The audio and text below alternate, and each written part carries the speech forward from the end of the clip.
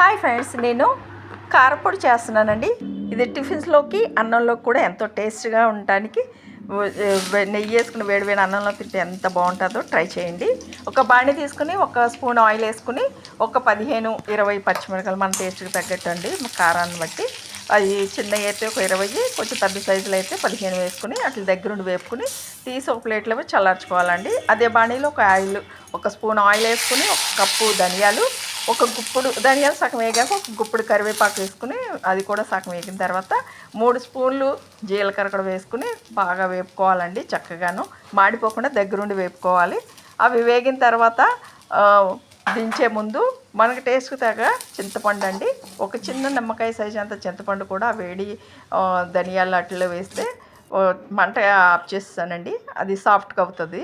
ఈ చల్లారినటువంటి వేపుకున్న ఎండుమిర్చిని బరకగా రుబ్బుకున్న తర్వాత ఇలా బరకగా రుబ్బుకోవాలండి, బాగా మెత్తగా అవ్వకూడదు.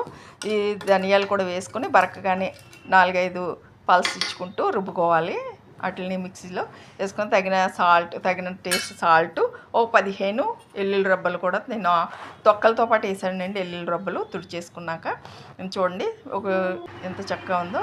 చల్లారిన తర్వాత ప్లేట్లోకి తీసుకుని చల్లారిన తర్వాత ఒక మూత, టైట్గా ఉన్న మూత కంటైనర్లో తీసుకుని 4 రోజులు కూడా వస్తుందండి. వేడివేడి అన్నంలో నెయ్యి వేసుకుని తినండి, ఎంత టేస్టో.